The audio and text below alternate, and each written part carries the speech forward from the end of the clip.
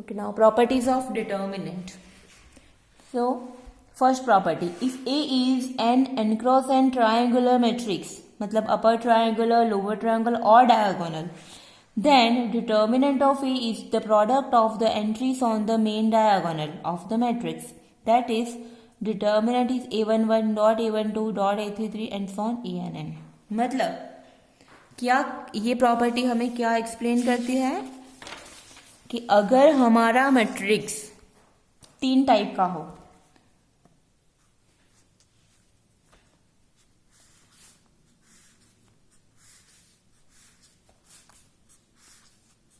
चलो first is upper triangular. Upper triangular means जिसमें diagonal के नीचे के एलिमेंट 0 है. तो यहां पे हम -5 -2 3 ओके 0 0 0 4 3 11. ओके, नाउ ये हो गया हमारा अपर ट्रायंगुलर मैट्रिक्स. जो ट्रायंगुलर है वो ऊपर की साइड फॉर्म होता है. नाउ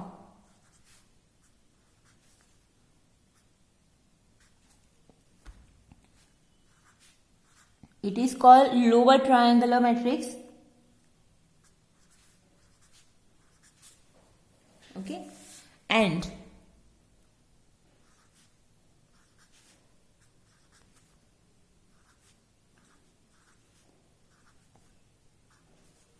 यहाँ मैं 9 ले लेती हूँ, कंफ्यूजन हो जाएगी इसलिए. Okay, now this is called upper triangular because यहाँ पे जो ट्रायंगल है वो अपर साइड फॉर्म होता है. Now it is lower triangular because triangle है वो लोअर साइड फॉर्म में रहा. डायगोनल के अबव के एलिमेंट सब 0 है. और it is called diagonal. Diagonal main diagonal के अलावा सारे एलिमेंट 0 है. Okay, so it is called diagonal matrix. चलो, so again I repeat, upper triangle में क्या होता है? अपर ट्रायंगल में प्रिंसिपल डायगोनल के नीचे के एलिमेंट सारे 0 होते हैं. Sorry okay. फिर लोअर ट्रायंगल में क्या होता है? प्रिंसिपल डायगोनल के ऊपर के सारे एलिमेंट 0 होते हैं. और डायगोनल में डायगोनल के अलावा सारे एलिमेंट, ये डायगोनल है, डायगोनल के अलावा सारे एलिमेंट 0 होते हैं. ओके, नाउ अगर हमारे पास ये टाइप के मैट्रिक्स है तो उसका ये हमें जो फर्स्ट प्रॉपर्टी है वो हमें क्या एक्सप्लेन करती है कि अगर इस टाइप के हमारे पास मैट्रिक्स है अपर ट्रायंगुलर और लोअर ट्रायंगल और डायगोनल, तो उसकी डिटर्मिनेंट वैल्यू हम डायरेक्टली फाइंड कर सकते हैं. कैसे? By multiplying that diagonal elements. मतलब यहाँ पे डायगोनल एलिमेंट्स है 5 -2 3, तो इसका डिटर्मिनेंट वैल्यू होगी, सपोज ये ए ले लो, इसको बी ले लो और इसको सी ले लो. तो इसकी डिटर्मिनेंट ऑफ ए की वैल्यू क्या होगी? डिटर्मिनेंट ए की वैल्यू ये तीनों का मल्टीप्लीकेशन 5 × -2 × 3, सो ये हो गया -30. Okay, now come to lower triangular matrix. Lower triangular में भी सेम प्रॉपर्टी विल अप्लाई. ये जो डिटर्मिनेंट बी की वैल्यू क्या हो जाएगी उसमें? उसके डायगोनल के एलिमेंट का multiplication 3 × -9 × -1, so it is +27. And next diagonal में भी same property will apply. Determinant of C is actually 9 × 4 × -9, so 81 × 4 क्या होता है? मुझे 324. ओके, सो ये हो जाएगा -324. सो ये प्रॉपर्टी हमें क्या समझाती है कि if A is a non singular matrix, sorry, if A is a n cross n triangular matrix, triangular means अपर हो, लोअर हो या डायगोनल हो, सो इन दैट केस डिटर्मिनेंट की वैल्यू तो उसके डायगोनल की जो डायगोनल एंट्री है उसका मल्टीप्लीकेशन होगा. ओके, ये एग्जाम्पल में भी आप देख सकते हो, -1 2 × 4 दैट इज -8. ये डिटर्मिनेंट की वैल्यू 7 × 2 × -2, और यहाँ पर डायगोनल मैट्रिक्स है उसका डिटर्मिनेंट वैल्यू उसके डायगोनल एंट्रीज का मल्टीप्लीकेशन. ये एमसीक्यू के लिए काफी इंपॉर्टेंट है. एमसीक्यू में ये पूछा जा सकता है. Now second property. What is second property?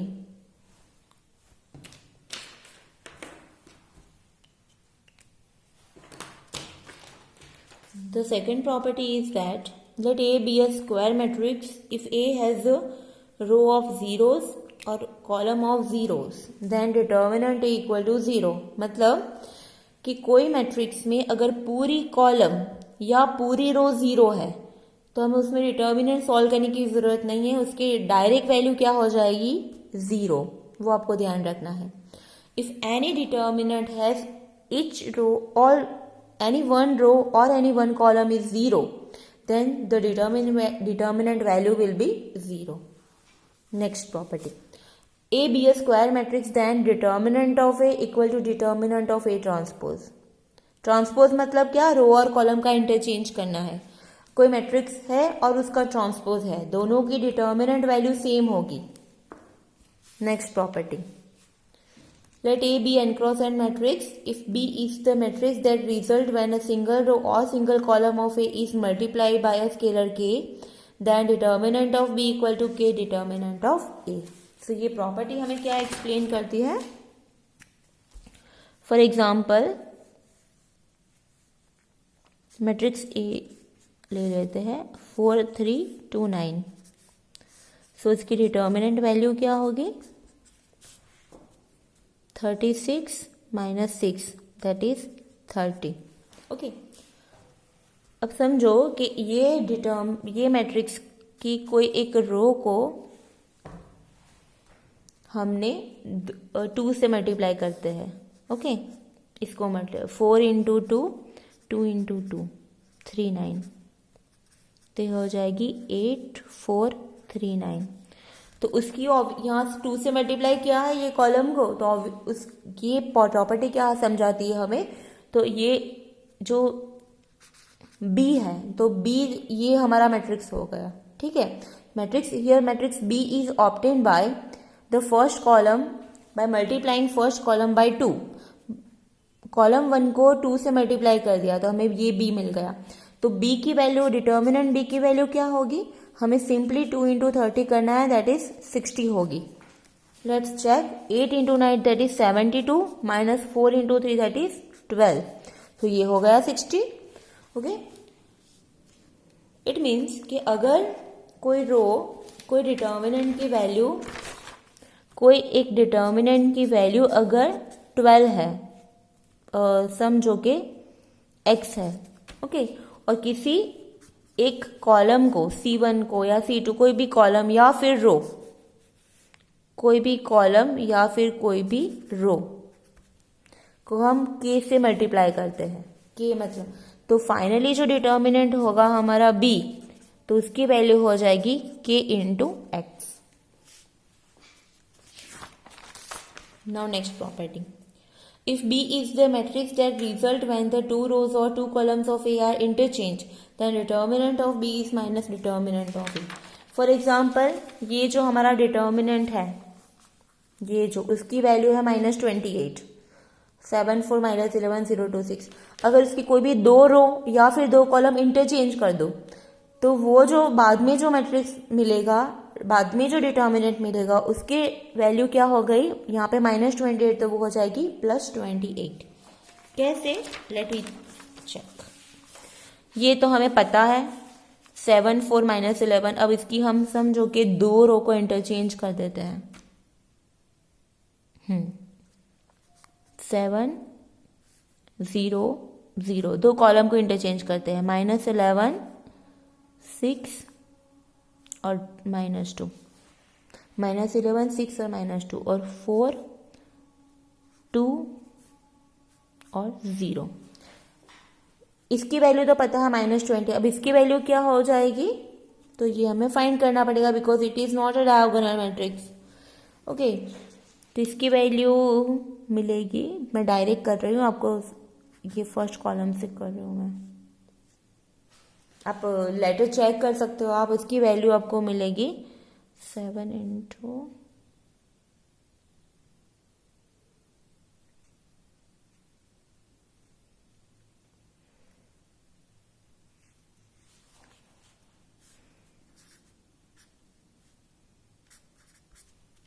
28.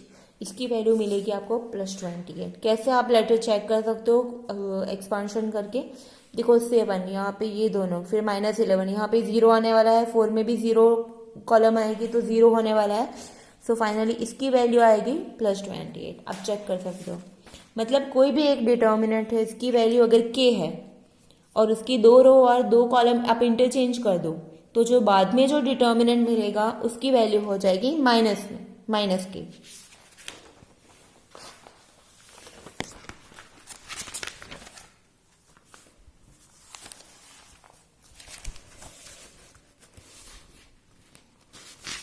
The next property is that पहले ये समझा देती हूँ फिर लास्ट में। If A is a square matrix with 2 proportional row or 2 proportional column, then determinant is 0. Now what is the meaning of proportional row? Equal या proportional रो, ठीक है। यहाँ पे है 4 2 -3 7 8 -9, ओके। और समझो ये फर्स्ट रो को मैं 2 से मल्टीप्लाई करती हूँ, तो 4 2 ज़ा 8 2 2 ज़ा 4 माइनस इंटू 2 दैट इज -6। तो ये दो जो रो हो गई वो प्रोपोर्शनल हो गई, 4 2 -8 4 -6, क्योंकि ये फर्स्ट रो को मैंने 2 से मल्टीप्लाई किया तो हमें ये रो मिली। So we can say that first row and third row is a proportional row. तो in that case the determinant value is 0। आप चेक कर सकते हो, ये इसकी वैल्यू 0 ही आएगी, ओके। सिमिलरली अगर समझो कि 2 रो कॉलम सेम है, 11 -12 14,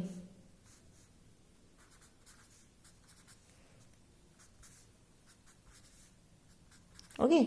Now in that case first column and third column is same, C1 = C3, so ये डिटर्मिनेंट की वैल्यू भी क्या हो जाएगी 0। आप चेक कर सकते हो बाद में, फाइन। मतलब कि अगर 2 रो प्रोपोर्शनल है और 2 रो सेम है और कॉलम 2 रो या 2 कॉलम सेम है या फिर प्रोपोर्शनल है, सो उसके डिटर्मिनेंट की वैल्यू आ जाएगी 0। एंड द लास्ट जो है, लास्ट प्रॉपर्टी हमें ये एक्सप्लेन करती है, ये है मैट्रिक्स A11 A12 A13। अब यहाँ पे क्या किया है, इसकी फर्स्ट रो बन गई A11 + K A21 A12 + K A22 A13 + K A23।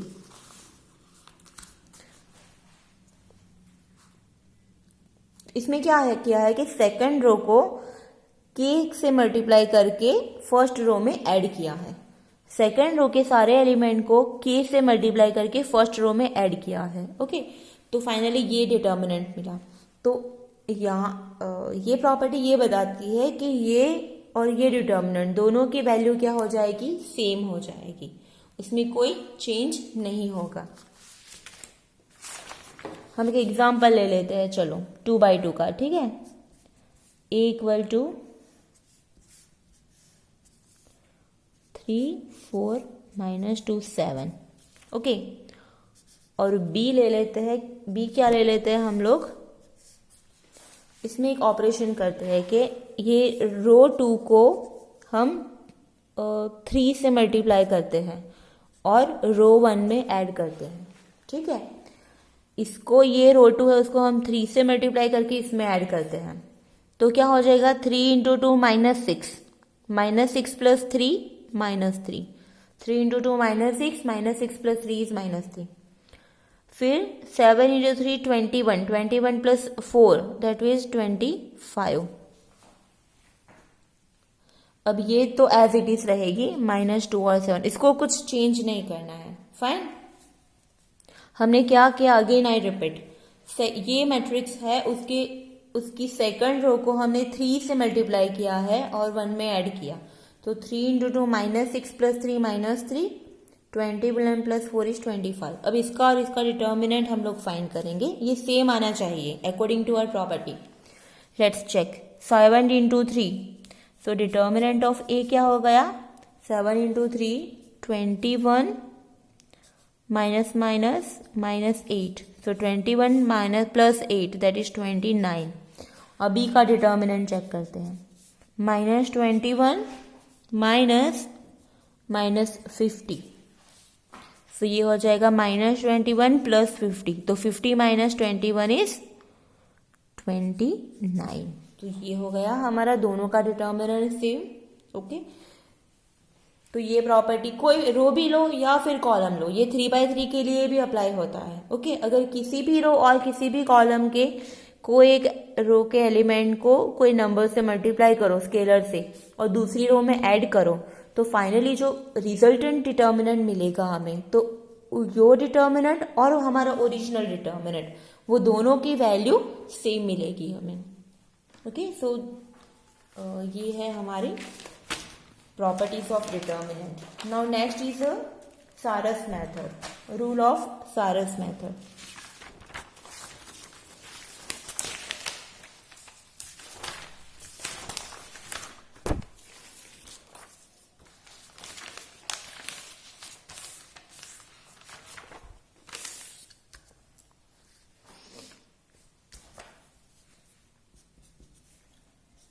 SARRUS, Sarus method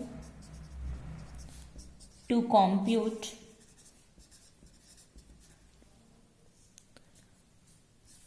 three by three determinant.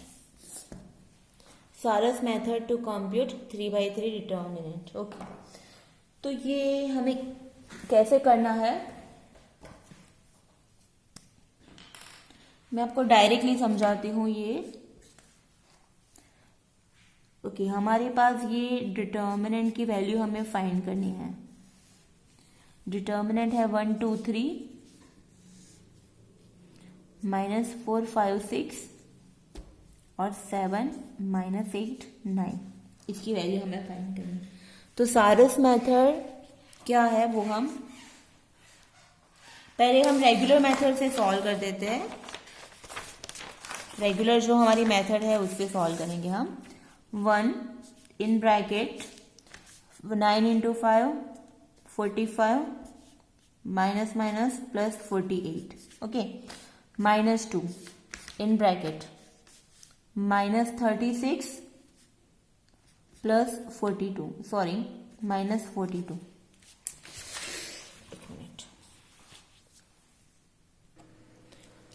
Now regular method से उसकी डिटर्मिनेंट की वैल्यू फाइंड करते हैं, तो ये हो जाएगी 1 in bracket 9 × 5 45 minus plus 48 -2 -36 -42 plus 3 32 -35। Okay, सो ये हो यहाँ पे हो जाएगा 40 40 40 80 90, सो 93।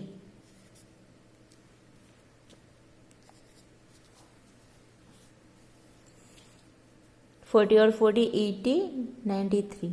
फिर यहाँ पे हो जाएगा ओके, ये -2 36 42 हो जाएगा -78 plus 3 32 minus 35, that is -3, so 93 plus 78 into 2 is 156 minus 9, so 93 plus 156 minus 9, so ये हो गया हमारा 240। तो ये हमारी रेगुलर मेथड से हमने आंसर, हमारा डिटर्मिनेंट की वैल्यू आई 240। Now I am going to teach you a Sarrus method. तो इसमें हमें क्या करना है,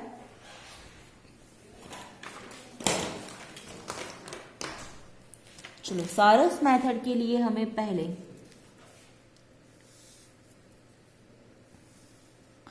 डिटर्मिनेंट लिखना है as it is 1 2 3 -4 5 6 7 -8 9। फिर दो रो को हम दो कॉलम को रिपीट करना है, -1 -4 7 2 5 -8, उसको हमें रिपीट करना है। अब हमें मेन डायगोनल से स्टार्ट करना है, तो 1 5 9 तीन एलिमेंट साथ में लेना है, ये तो 2 ही है, तो मेन डायगोनल से स्टार्ट करना है 1 5 9। फिर नेक्स्ट 2 6 और 7, इस पे एरो करो। 3 माइनस 4 माइनस 8, इस पे एरो करो। ओके, अब हम स्टार्ट करेंगे प्रिंसिपल डायगोनल से। प्रिंसिपल डायगोनल 3 5 7, तो 3 5 7, उसको हम ब्लू लाइन से करते हैं। फिर नेक्स्ट 1 6 माइनस 8, 2 माइनस 4 9। अब क्या करना है, उसको सबको मल्टीप्लाई करना है और फिर हमें ऐड करना है। 1 into 5 into 9, 1 into 5 into 9,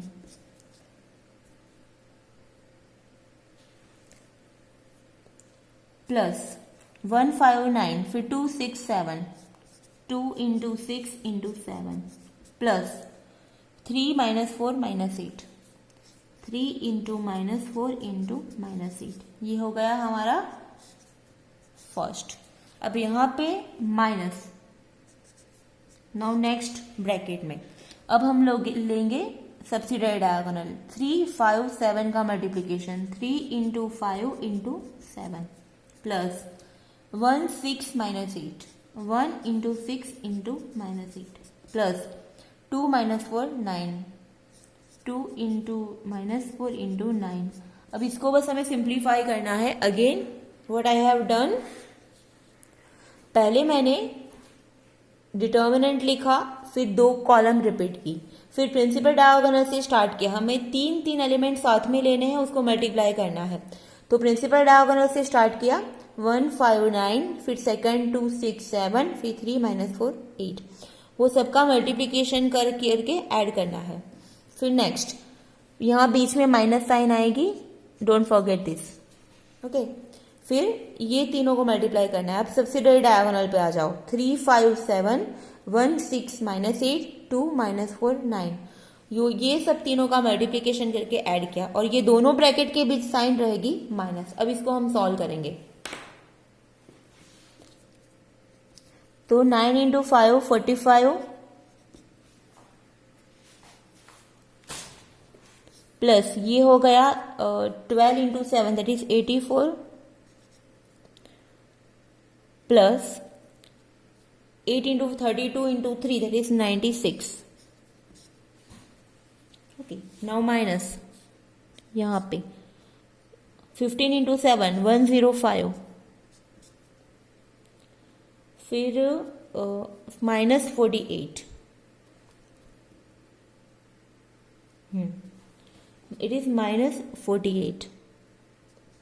sorry, यहाँ पे प्लस साइन है, माइनस 48, प्लस यहाँ पे था 2 4, हाँ 9 था, माइनस 72, माइनस 72। ओके, अब इसको सॉल्व